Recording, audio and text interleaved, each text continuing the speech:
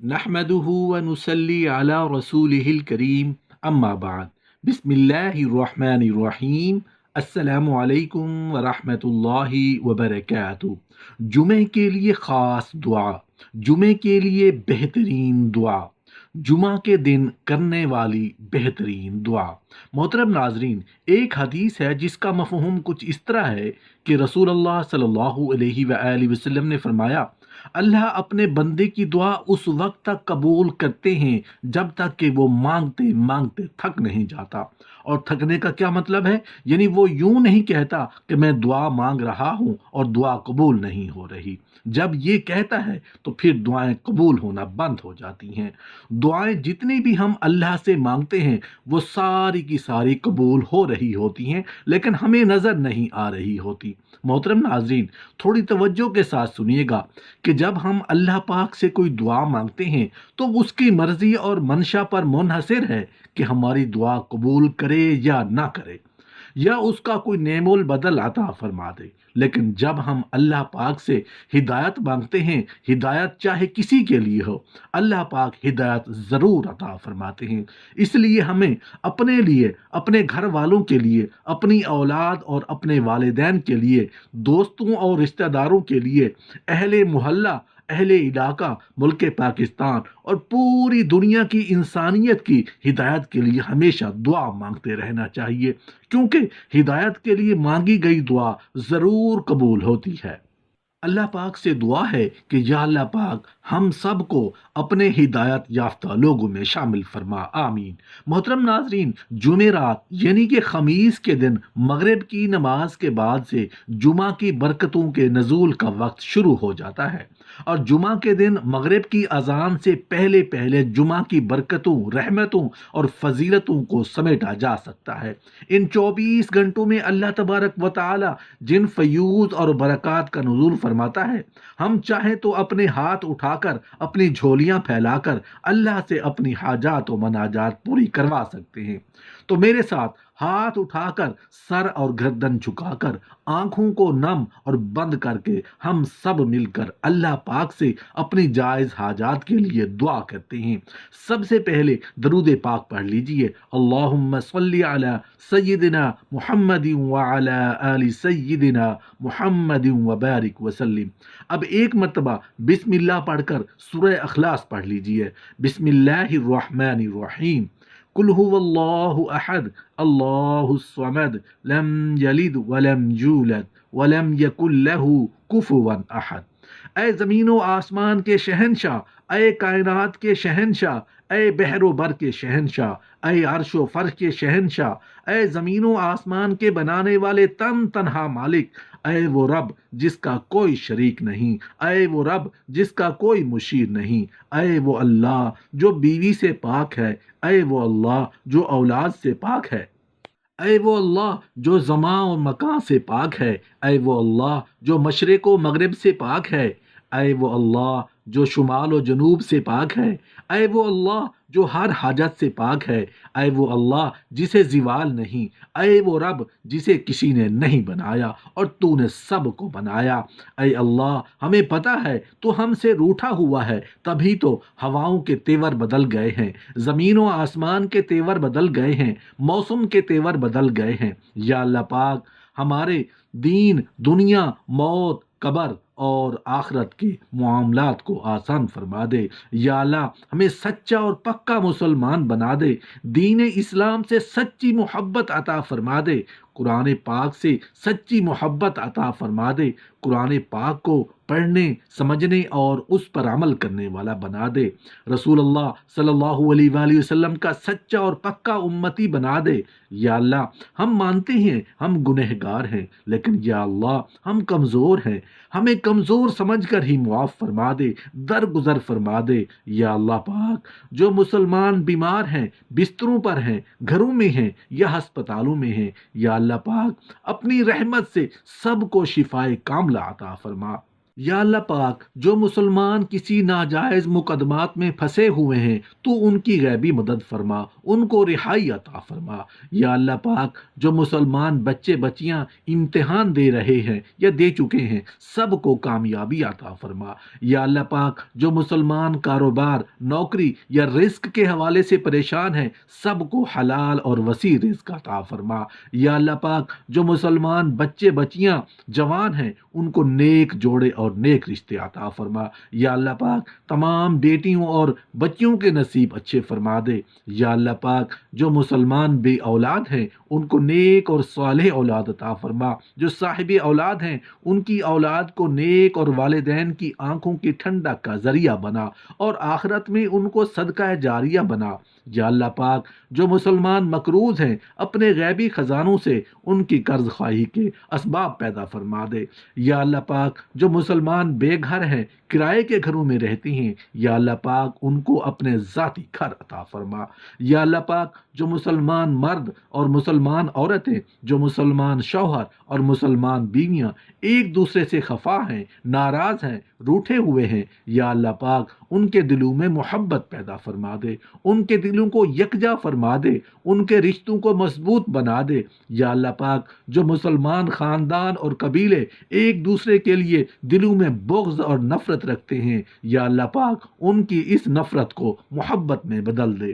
اے میرے رب، تو نے سمجھایا لیکن ہم نہ سمجھے، تو نے روکا ہم کوئی نہ رکے، تو بلاتا رہا ہم نے پلٹ کر نہ دیکھا، تو سمجھاتا رہا ہم نے کانوں کو بند کر لیا، تو نے عبرت کے نمونے دکھائے ہم نے آنکھوں پر چشمے چڑھا لیے، تو نے عبرت کے قصے سنائے ہم نے کان بند کر لیے۔ اے میرے مولا، آج کتنے مرد، عورتیں، کتنے چھوٹے چھوٹے بچے بچیاں جو ہاتھ اٹھائے ہوئے ہیں، بوڑھوں نے جوانوں نے ہاتھ اٹھائے ہوئے ہیں، میرے مولا ٹوٹے دل والوں نے ہاتھ اٹھائے ہوں گے، کتنے مظلومین نے ہاتھ اٹھائے ہوں گے۔ رسول اللہ صلی اللہ علیہ وآلہ وسلم نے فرمایا، جو شخص جمعہ کے دن صبح کی فرض نماز سے پہلے 3 مرتبہ یہ استغفار پڑھے گا تو اس کے گناہ خواہ سمندر کے برابر کیوں نہ ہوں معاف ہو جائیں گے۔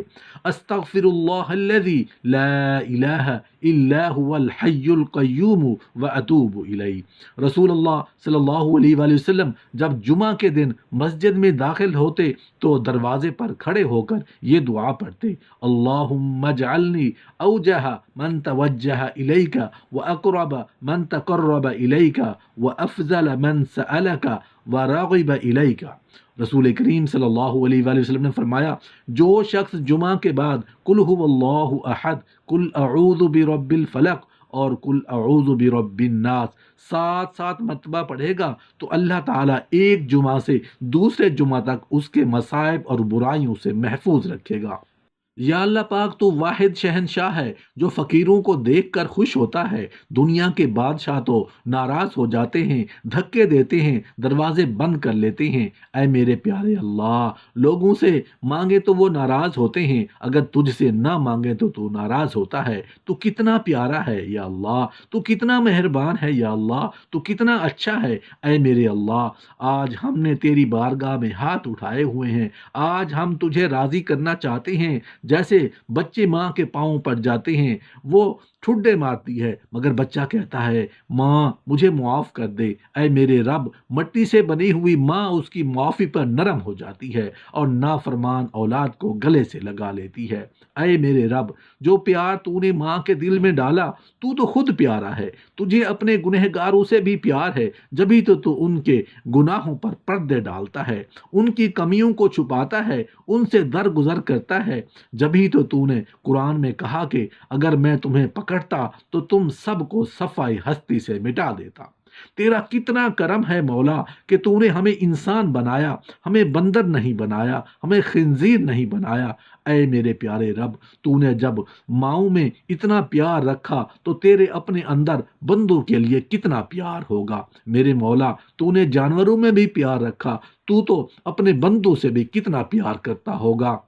اے میرے مولا، हमसे राजी हो जा, हमें उन अंधेरों से निकाल ले, हम थक गए हैं। ऐ मेरे मौला, हमारे ताकतवर थक गए हैं, हमारे कमज़ोर थक गए हैं, हमारे मालदार थक गए हैं, हमारे गरीब थक गए हैं। या अल्लाह, जैसे बच्चे रो रो के कहता है कि अम्मा अब मैं बहुत थक गया हूँ, मेरी बात सुन ले, मेरी बात मान ले, तेरी इज्जत की कसम मौला हम थक गए हैं।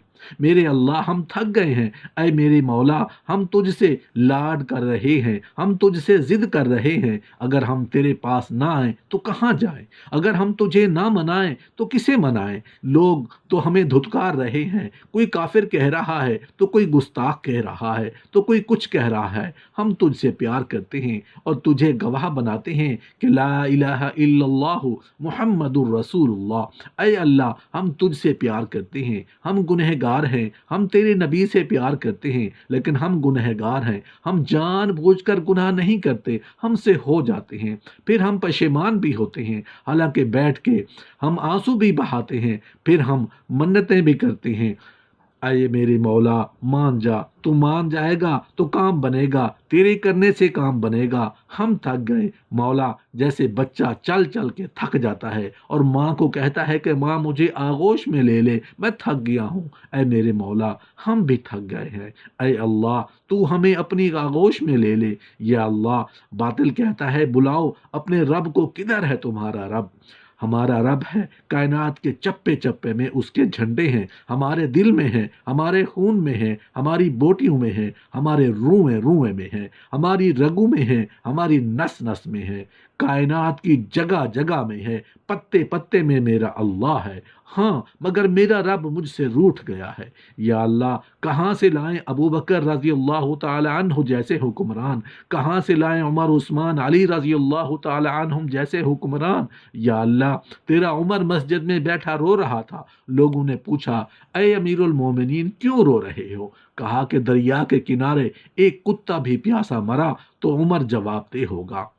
ऐ मौला, तूने हमें किन के हवाले कर दिया जिन्होंने भेड़ बकरियों की तरह हमें बेच दिया? तूने किन को हमारे ऊपर बिठा दिया जिनका पेट भरता ही नहीं, जिनके हवस मिटती ही नहीं? मेरे अल्लाह, रसूल अल्लाह सल्लल्लाहु अलैहि वसल्लम के अल्लाह, आज हमें अपनी रहमत की छाँव में जगह दे दे। हम तुझसे प्यार करते हैं, हम गवाह बनाकर कहते हैं कि हम तेरे नबी से प्यार करते हैं, हम गवाह बनाकर कहते हैं कि हम तेरे नबी के सहाबा से प्यार करते हैं, गवाह बनाकर कहते हैं कि हम तेरे नबी के घराने हसन हुसैन रजी अल्लाह तआला अन्हुम से प्यार करते हैं, अली और फातिमा रजी अल्लाह तआला अन्हुम से प्यार करते हैं।